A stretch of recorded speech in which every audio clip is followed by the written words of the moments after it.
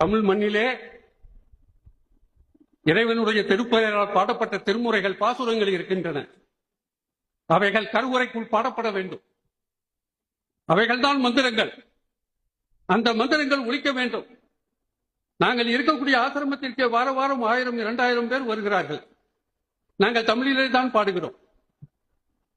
அப்படி சொல்லிக் கொண்டிருந்த பொழுது ஒரு அம்மையார் என்னை பார்த்து கேட்டா, ஐயா நீங்க தமிழ்ல மந்திரம் இருக்குங்கிறீங்க, மணமேடையில மணப்பெண்ணு விளக்கு பொருத்தும் போது என்ன மந்திரம் படிப்பீங்க அப்படின்னு.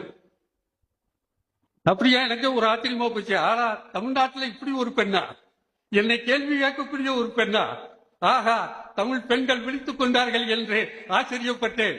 அப்பொழுது சொன்னேன், இல்லக விளக்கது எழில் கெடுப்பது, சொல்லக விளக்கது சோதியுள்ளது, பல்லக விளக்கது பலருங்காண்பது, நல்லக விளக்கது நம சிவாயவே, நல்லக விளக்கது நம சிவாயவே. பாடி முடிச்சோடனே அந்த அம்மாவுக்கு சந்தேக விடல. பழையபடிக்கு ஒரு கேள்வி கேட்டாங்க, ஐயா தாலி கட்டும் போது என்ன பாட்டு படிப்பீங்க? இந்த அம்மா பெரிய விவரமான அது யாருன்னு தெரியலையே அப்படின்னு மனசுக்குள்ள நினைச்சுக்கிட்டு, அம்மா அதையும் பாட்டையும் கேட்டுக்கங்கம்மா அப்படின்னா.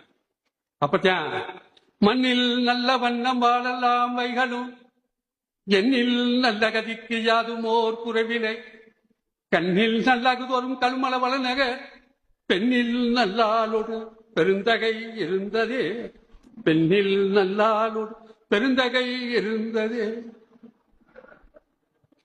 இதை நமக்கு பாடி கொடுத்து சென்றிருக்கிறார்கள்.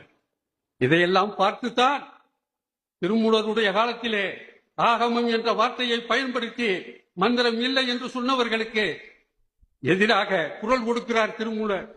பாட்டே அர்ச்சனை என்று சொல்லுகிறார்.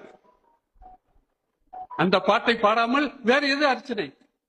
நான் உங்களை எல்லாம் கேட்கிறேன், அர்ச்சனைன்னு சொல்றாங்களே, எங்கேயாவது அவ்வைக்கு மந்திரம் வச்சிருக்கானா? கண்ணகிக்கு மந்திரம் இருக்கா? பட்டினத்தாருக்கு மந்திரம் இருக்கா? தமிழ்நாட்டில் பிறந்த யாரு பேர்லாவுக்கு மந்திரம் இருக்கா?